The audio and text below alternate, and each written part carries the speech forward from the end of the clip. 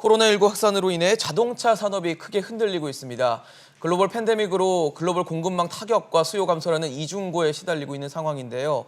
그동안 우리 경제를 견조하게 이끌어왔던 자동차 산업이 위축이 되면서 올해 성장률에도 빨간불이 들어온 상황입니다. 네, 특히 자동차 산업의 경우 2차, 3차 협력사까지 연쇄 붕괴 위험이 있기 때문에 더욱더 예의주시해야 될 텐데요. 이 위기를 무사히 극복하고 포스트 코로나 시대를 이끌 방법은 무엇인지 한국자동차산업협회 정만규 회장과 이야기 나눠보겠습니다.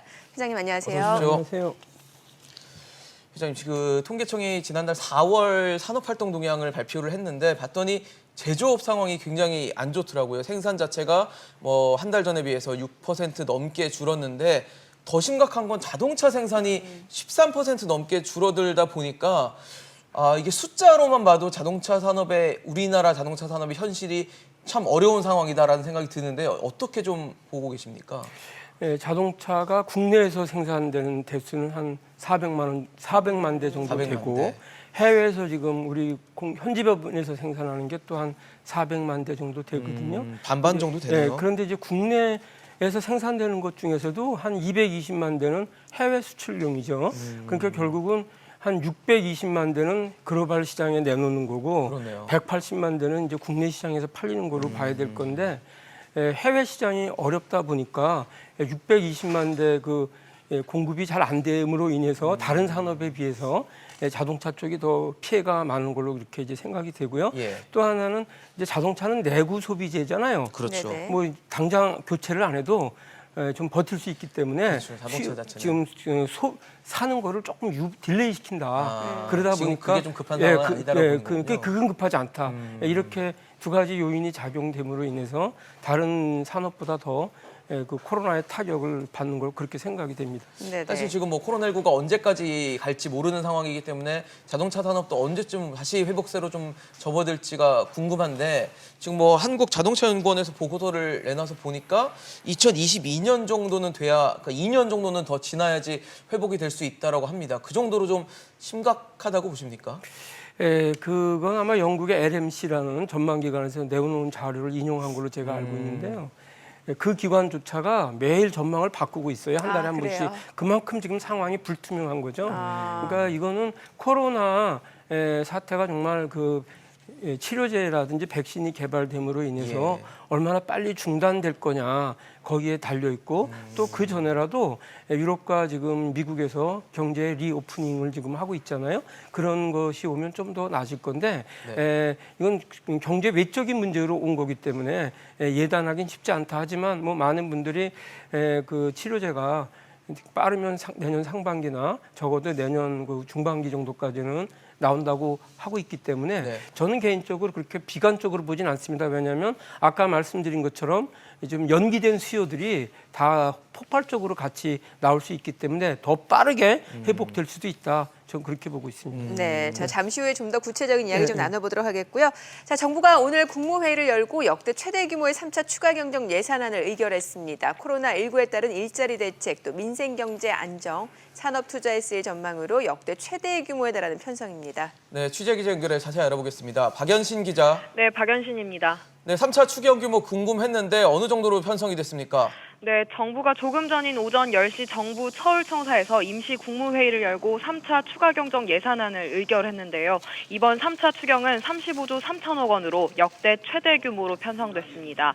정부는 재원 마련을 위해 세출 사업 삭감 등을 통한 9조 2천억 원의 지출 구조 조정과 9천억 원의 기금 재원 등을 활용할 예정인데요. 3차 추경과 지난 1, 2차 추경을 합하면 총 60조 원 수준에 달합니다. 이번과 같이 3번에 걸쳐 정부가 추경을 편성한 것은 48년 만입니다. 이번 3차 추경 편성으로 국내 총생산 대비 국가 채무 비율은 43.5%로 역대 최고로 치솟게 됩니다. 네, 자 그렇다면 이번 3차 추경으로 마련된 예산 어디에 어떻게 쓰이게 되는 건가요? 네, 우선 이번 예산은 코로나19로 타격을 입은 분야에 투입될 예정입니다. 가장 먼저 일자리 분야인데요. 정부는 기업과 일자리 안정을 위해 5조 원을 투입해 금융 패키지를 구성하고 8조 9천억 원의 고용 안정 특별 대책을 마련할 방침입니다. 정부는 또 앞서 하반기 경제정책 방향 발표에서 예고했던 한국판 뉴딜 프로젝트에 대해서도 5조 1천억 원을 투입할 계획입니다. 특히 디지털 뉴딜의 인프라 구축을 위해 정부는 오는 2022년까지 11개 사업에 총 3조 3천억 원을 투자하겠다고 밝혔는데요. 이를 위해 이번 3차 추경에서 6,200억 원을 투자해 혁신 생태계를 조성할 계획입니다. SBS CNBC 박연신입니다. 코로나19 사태로 실업급여와 고용지원금 신청이 폭주하면서 고용보험기금이 바닥을 드러내고 있습니다. 네, 정부가 사상 처음으로 공공자금관리기금에서 3조 1천억 원을 고용보험기금에 출연키로 한 것이 SBS CNBC 취재 결과 확인됐습니다. 정광인 기자의 단독 보도입니다. 지난해만 2조 원 넘는 적자를 기록한 고용보험기금. 올해 실업급여 예산으로 9조 5천억 원을 잡아뒀는데 연말까지 매달 1조 원 안팎의 지출이 예상되면서 비상이 걸렸습니다. 이에 정부는 공공기금 여유자금을 모아둔 공공자금관리기금, 일명 공자기금에서 3조 1천억 원을 지원하기로 했습니다. 공자기금으로 고용기금을 지원하는 것은 이번이 처음인데 국회 동의가 필요해 3차 추경안과 같이 국회에 제출하기로 했습니다. 정부는 이와 별도로 3차 추경에서 일반 회계 전입금 3,700억 원도 추가 지원하기로 했습니다. 1차, 3차 추경과 본예산 지원금, 그리고 공자기금까지 더할 경우 고용보험기금에 지원되는 돈만 4조 5천억 원에 달합니다. 기재부 측은 근본적으로는 보험료율을 올려서 해결해야 하지만 지금 고용보험료 인상을 추진하긴 어려워 불가피하게 공자기금에서 출연하게 됐다고 밝혔습니다. 한편 정부는 3차 추경을 통해 일자리 지원과 실업급여 지급 규모 등을 한층 확대하겠다고 밝혔습니다. 직접 일자리 창출을 지원하기 위한 소요 3조 6천억 원, 그리고 실업자에 대한 고용보험의 구직급여 확대 등 3조 5천억 원을 포함하여 총 8조 9천억 원을 계상하게 되었습니다. 또 한국판 뉴딜의 일환으로 고용보험을 특수고용직까지 확대하는 등 오는 2022년까지 고용안전망을 확충하겠다는 입장입니다. SBS CNBC 정광윤입니다. 네, 저희 다시 한번 또 자동차 산업에 대해서 협회장과 이야기 좀 나눠보도록 하겠습니다. 지난달 자동차 이제 생산과 수출이 모두 부진한 가운데 내수는 이제 반등을 했는데 정부가 그 자동차 개소세라고 하죠. 개별 소비세 인하를 이제 현재는 70%인데 이제 30%로 축소하는 대신에 연말까지 연장키로 했습니다. 어떻게 내수 효과를 좀 기대해 볼 수 있을 거라고 보시나요? 이 지금 글로벌 수요 위축 상황에서 개소세는 우리 내수를 좀 수요를 늘려주는 그런 아주 중요한 역할을 했는데 아마 이제 법으로 하기 좀 어려워서 시행령으로 하다 보니 30% 정도만 다시 축소. 30%가 상한이죠 최대. 예, 시행령 할수 상행 있는. 그렇고 그거를 지난번에는 이제 법을 개정해서 70%까지 인하를 그렇죠. 해줬던 거거든요. 예, 그래서 여의치 않으니까 일단 시행령으로 하는 걸로 알고 있는데 뭐 도움은 될 겁니다. 다만 소비자들은 느낄 때는 6월 달까지는 70%까지 인하를 해주다가 7월 달 이후에는 30%만 인하를 해주니까 그렇죠. 가격이 좀 오른 것처럼 느껴져서 좀 수요가 주춤할 가능성이 있고요. 두 번째는 뭐 다시 벌써 이미 다 알고 계시지만 그거는 이제 일정한 율로다가 30%를 그 깎아주는 거니까. 그렇죠. 소형차 가격 싼 차도 30%, 비싼 차도 30% 하다 보니 절대 금액으로 볼 때는 소형차는 조금, 대형차는 값비싼 차는 많이 깎아주는 것이 되고 대형차 값비싼 차는 주로 수입차가 지금 그렇죠. 수입이 돼서 판매되고 있기 때문에 역차별에 지금 문제가 대두되고 있어요. 근데 그게 뭐 원래는 70% 할 때는 100만 원이라는 상한을 줬었는데 캡이 상한이 있었죠. 없었잖아요. 예, 없어져서 그런데요.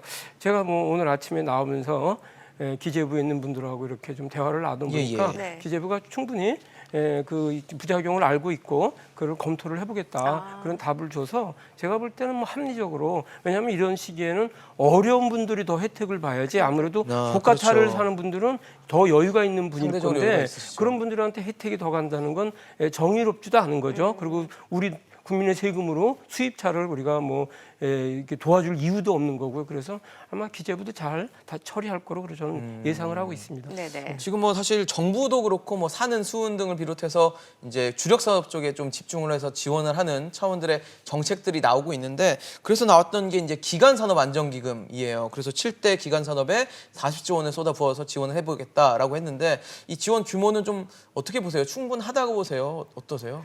예, 지금 뭐 글로벌 이 팬데믹 상황에서 저희가 5대 업종만 한번 조사를 해봤는데도 105조 정도의 유동성이 부족한 거로 5대 나와 있기 업종에만. 때문에 예, 그것도 제조업 업종만. 그래서 여기 지금 기간산업안정기금에는 항공, 해운 이런 서비스 업종도 들어가 있지 않습니까? 그렇죠. 그래서 충분하다고 얘기하기는 좀 어려울 것 같긴 한데 하지만 그렇다고 또 처음부터 큰 금액으로 갈 필요는 없다고 봐요. 이제 수요를 봐가면서 좀 더 늘려가야 되지 않겠나. 그거보다는 이제 자동차나 이런 제조업종들이 아직 그 기간산업안정기금의 대상으로 확정이 안 돼 있거든요. 금융위원회하고 그 각 산업 부처들하고 협의를 해서 넣는다고 하는데 빨리 이제 어려운 산업, 특히 자동차를 포함해서 어려운 산업들이 그 대상으로 포함시키는 게 더 중요하다. 그런 말씀을 드릴 수 있을 것 같습니다. 네. 자, 그리고 은성수 금융위원장이 그 쌍용차 지원에 대해서는 이제 코로나19 사태로 인한 위기인지는 좀 따져봐야 된다라고 얘기를 했는데 쌍용차 지원에 대해서는 어떤 입장이세요? 저는 그건 코로나 위기로 인한 거라고 생각을 합니다. 예. 마힌드라가 그 이제 대주주죠, 실질적인 오너잖아요, 자동차의. 대주주잖아요. 근데 마힌드라가 인도에서 수출이 90% 줄어들었고요. 인도에서 생산이 90% 줄어들었어요. 네네네. 그리고 그 업체의 수출도 한 60% 줄어들어서 예. 쌍용보다도 훨씬 더 어려운 처지에 지금 처해 있는데도 불구하고 당초 2,400억 투자하겠다는 건 아니지만 400억을 냈고 그리고 이제 쌍용 자동차도 자구 노력을 하지 않습니까? 뭐 서울 서비스 센터도 1,800억에 매각을 하는 등 네네. 자구 노력을 하고 있고 그다음에 그 상여금 반환이라든지 임금 삭감이라든지 이런 노력을 하고 있는데 이런 효과가 발휘되기 이전에 그냥 네네. 코로나가 닥치는 바람에 이런 거를 한번 시행도 못 해보고 지금 어려움에 처해 있는 건데 만약에 코로나가 없었으면 그 당초 계획대로 이런 것들이 진행이 되면서 상당히 좋은 상태에 나와 있을 확률도 있어요. 분명히 저기 이 코로나19에 의한, 쌍용도 네. 코로나19에 심각한 영향을 받고 있어서 저희 개인적인 생각은 이건 구분해서 봐라. 일단 이 사태를 넘겨가고 진짜 구조적인 문제가 있으면 그때 그 정부의 뭐 조치가 좀 나와도 되지 않느냐 저는 그런 생각을 합니다. 네네. 사실 이렇게 말씀하신 뭐 쌍용차라든지 완성차 업체가 힘들어지면 그 밑에 있는 이제 부품 업체들도 당연히 연달아 힘들어질 수밖에 없는 상황이잖아요. 그래서 정부가 이제 자동차 부품 산업의 지자체 또 완성차 업계 뭐 해서 한 5천억 원 규모의 뭐 상생 특별 보증을 신설해서 공급한다고 하는데 사실 부품 업계라는 게 그냥 뭐 완성차 업체랑 한 개 업체가 되는 게 아니라 1차 벤더라는 것도 있고 2차, 3차 이렇게 연속적으로 층층이 돼 있기 때문에 2차, 3차는 상대적으로 좀 소외될 수밖에 없지 않나라는 지적도 있거든요. 아닙니다. 그건 아닌가요? 일단 그 5천억 중에 그 기부하고 신부하고 좀 나눠서 추진을 하고 있는데 예. 기본은 1,000억 원 미만의 중소기업이기 때문에 네네. 대상이 보증을 해주는 대상이 그러므로 인해서 2, 3차가 주로 그 수혜 대상이 될 겁니다. 그리고 이제 신부 같은 경우에는 그런 제한이 없으니까 좀 더 큰 기업들 그러니까 주로 1차 업체들이 될 거고 그렇기 때문에 이 패키지는 이 프로그램은 1, 2, 3, 4 협력업체 뭐 그 일종의- 밑단까지도 다 포괄을 하고 있는데 문제는 5천억 원 규모는 상당히 작은 금액이죠. 작다, 지금 규모가. 그 부품업체들이 유동성 에러를 느끼는 게 저희가 조사한 바에 따르면 한 12조 정도가 넘어요. 근데 이제 다른 걸로도 물론 이제 다른 일반적인 금융이나 이런 걸로도 해결이 되겠지만 이 상황을 봐서 이건 좀 대폭 늘려가야 될 필요가 있을 거다 이런 말씀을 드릴 수 있을 것 같습니다. 네. 생산성 좀 여쭤볼게요. 그 현대차 기준으로 봤을 때 그 한 대 생산하는데 국내에서는 27시간이 걸린다고 하고요. 인도 공장에서는 17시간. 왜 이렇게 생산성이 있어서 차이가 나는 뭐 건가요? 차종별로도 차이가 있을기도 하고 예. 그럴 건데 인도는 아주 젊은 근로자들이 타이트하게 일을 하고 있는 게 있고 우리는 조금 여유가 있지요. 네. 그래서 전번에 신문 보도를 보니까 뭐 와이파이를 까느냐 안 까느냐 네, 거기 뭐 또 뭐 유튜브를 뭐, 보느냐 이런 예. 얘기들도 있고 그랬었는데 조금 제 생각엔 고임금도 됐고 경쟁력이 예. 위축되기 때문에 일할 땐 타이트하게 하고 예. 또 쉴 때는 팍 쉬고 이런 문화가 정착되는 게 필요하다. 그런 측면도 있고요. 뭐 생산성이라는 거는 이제 그 제조 과정에서 생산성도 있지만 예. 부가가치가 높은 차를 생산하는 것도 중요하기 때문에 그렇죠. 차별화 고급화되는 그런 전략도 필요하다 이런 말씀 드릴 수 있을 것 같습니다. 네네. 사실 완성차 업체가 매년 숙제라고 할 수 있는 부분이 그 노조와의 임금과 단체 협약일 예, 예. 거예요. 늘 자동차 업계는 이게 늘 쉽지 않다, 호락호락하지 않은 과정이고 단계를 거쳤는데 올해는 코로나19라는 워낙 전대미문의 사태가 있기 때문에 좀 쉽게 해결을 봐야 되지 않나라는 목소리가 있거든요. 근데 저도 그렇게 생각을 해서 대부분 뭐 현대, 기아 또 우리 완성차 업체들이 아까 쌍용도 그렇고 예. 노조들이 되게 협조적으로 나온 걸로 알고 있었는데 오늘 최근에 보니까 르노 삼성에서 노조에서 4.7% 임금 인상을 그러니까요. 요구를 요청을 하고 있고, 했다고요? 근데 수출은 뭐 거의 80% 정도 줄어 있는 상태인데 이게 기본적으로 자동차 업종은 전 세계가 한 자동차 수요 대수가 9천만 대, 최근엔 줄어들어서 한 8천만 대로 줄어들었는데 예. 그거를 한 15개 업체가 글로벌리 경쟁하는 거예요. 네. 그러니까 우리가 그 좀 경쟁력이 떨어지면 다른 업체들이 그거를 이제 가지고 가면서 오히려 우리 근로자들 임금도 낮아지고 일자리도 없어지는 거거든요. 그렇죠. 그래서 그런 거를 좀 다 같이 보면서 협조를 해야 되지 않는 상황이냐. 네. 저는 그렇게 보고 있습니다. 그래서 무난할 것 같지만 또 일부는 좀 어려움을 주는 데도 네. 있다. 상황 인식을 같이 잘해야 되는 게 중요하다. 저는 그렇게 생각을 합니다. 그렇죠. 그 우리 자동차 업계 글로벌 그 생산 순위를 봤을 때 한때 5위였어요. 그런데 2018년 이후는 2개 단위 떨어졌어요. 7위. 그러니까 이게 시기적으로 봤을 때는 코로나19 이전부터 경쟁력이 약화됐던 건 아니냐라는 지적이 나올 수밖에 없거든요. 예, 우리 아까 제가 800만 대 말씀드렸었는데 예. 그게 900만 대까지 갔다가 지금 100만 대가 줄어든 사라진 거군요. 거고 수출도 지금 한 뭐 200, 뭐 30만 대 수출을 하고 있는데 과거에는 이게 315만 대까지도 440만 대 정도까지 쭉 올라갔던 거거든요. 그러니까 많이 지금 경쟁력이 떨어진 거죠.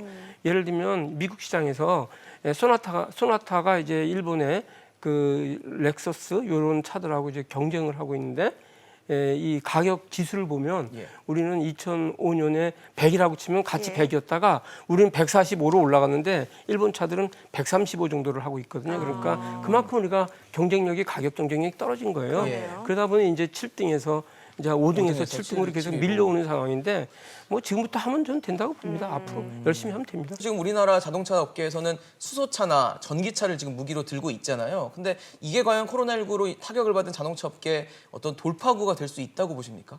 어느 정도 기여는 하겠지만 지금 아까 제 9천만 대 정도 얘기를 드렸고 지금은 한 8천만 대, 심지어 800만 금년엔 대. 네. 7천만 대로 줄어들 건데 전체가? 전 세계가. 네네네. 근데 수소차, 전기차, 전기 동력차라고 하는데요. 한 200만 대 돼요.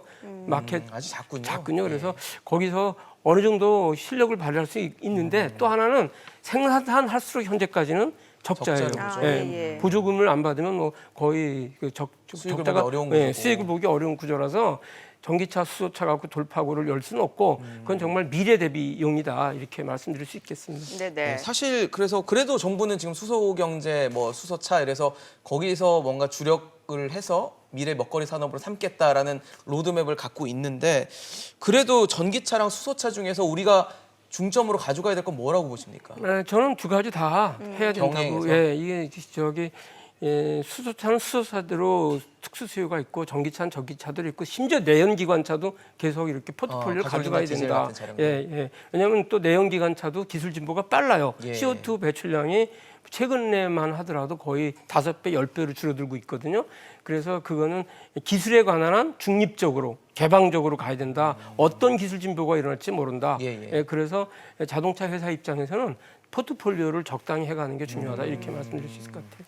그 자동차 업계의 노사 상생 모델로 이제 국내 최초 광주형 일자리 이 부분에 대해서도 관심이 높을 수밖에 없는데 일단 현대차 노조는 반대 입장이고 사실 이게 경차 시장이 점점 줄어들고 있는데 연간 10만 대를 생산할 수 있는 공장을 만드는 것 자체가 공멸의 길이 아니냐라는 얘기가 있어요. 여기에 대해서는 어떻게 보세요? 그거는 저는 이렇게 생각합니다. 우리나라에서는 현재 예. 경차를 생산하면 무조건 적자예요. 예. 아마 그 완성차 업체에서 소나타 밑에 급으로 생산하면 적자일 겁니다. 아. 워낙 임금이 지금 높아진 거죠. 예. 그래서 생산을 경차를 안 하다 보니까 마켓 시어가 줄어든 거죠. 근데 경차가 경쟁력 있게 생산이 되고 수익 구조가 나는 거라면 얼마든지 또 마켓 쉐어가 늘어날 거라고 봅니다. 특히 이산화탄소 문제도 있고 지금 배기가스 문제도 있는데 경차는 아무래도 덜 나오잖아요. 그렇죠, 그러니까 예. 수요는 분명히 있을 거고 두 번째는 그래서 저는 뭐 이게 중복이라고 생각은 안 하고 워낙 지금 그 연령층이 많은 분들이 근로자를 하다 보니까 임금 비중이 높은 건데 젊은 분들이 이제 직장에 들어가게 되면 이제 그게 완화되고 또 하나 봐야 될 점은 자동차 업계만 보면 상당히 임금 구조가 낮은 거죠. 네네. 뭐 3, 4천 받는다고 하면 하지만 그 동종 다른 업종에 있는 젊은 근로자들을 보면 상대적으로 되게 높은 거예요. 그래서 그런 일자리를 우리가 차버릴 이유가 없다. 예. 자동차 업계 내에서만 왜 보냐. 그 옆에 전자업종, 전체적으로 뭐 업종을 전체적으로 봐야지, 보면 사회적으로. 상당히 좋은 대우를 받는 건데 이거를 그냥 이기적으로 자동차 내에서 봉급이 작은 것만 생각을 하고 집착을 하면 안 된다. 그리고 네. 또 젊은 인력이니까 그렇죠. 호봉제에서 당연히 적겠죠. 근데 차츰차츰 거기도 이제 연세가 쌓이고 이러면 올라갈 거고 네네. 그렇죠. 그리고 이제 경차도 싸게 생산하면 여기서 경쟁력이 생기면 또 다른 차종으로 가는 거고 이렇게 발전적으로 생각을 그러네요. 해야 될 거지 현재 상황만 볼 건 아니다. 좀 그렇게 예. 사실 이제 뭐 우리 산업이 포스트 코로나를 대비해야 된다라는 목소리 계속 나오고 있고요. 예. 코로나 사태로 글로벌 밸류체인이 깨지고 우리는 수출 의존도가 높고 이런 상황에서 우리 자동차 업계는 어떻게 해야 될까요? 뭐 뭐니 해도 경쟁력을 경쟁력 있는 차량을 다양하게 만드는 게 중요합니다. 맞춤 이제 4차 산업혁명 시대를 얘기들을 하는데 예. 그거는 주문용 맞춤형 생산을 얘기하는 거군요. 1대1 맞춤형이기 때문에 빨리 원하는 차를 구할 수 있는 게 예를 들면 지금 현재 제가 알기엔 모델 한 대당 사양이 20만 개 정도 다르게 나오고 있어요. 전부 차들이 달라요. 예. 그러니까 이런 그 다양한 그 1대1 고객 맞춤형 차량 능력을 생산하는 게 중요한데 그거를 되려면은 뭐 시설 같은 것도 자동화, 정보화, 스마트화가 돼야 되겠지만 인력들도 노동력도 이제 변화가 있어야 되는데요. 공정 전반에 대해서 이해를 하면서 옛날에는 뭘 육체적으로 활동을 한다면 지금은 컴퓨터에서 수치를 입력하는 일로 바뀌고 있거든요. 네네. 그래서 그런 능력 있는 그 노동력 근로자들의 그 교육을 해가고 그러는 것이 상당히 중요할 거다 이렇게 생각합니다. 그리고 네. 뭐 정부도 이제 그런 걸 뒷받침을 그 해줘야겠죠. 제도적으로 해주셔야 될 예. 것 같습니다. 예. 알겠습니다. 오늘 한국자동차산업협회 정만기 회장과 이야기 나눠봤습니다. 잘 들었습니다. 고맙습니다.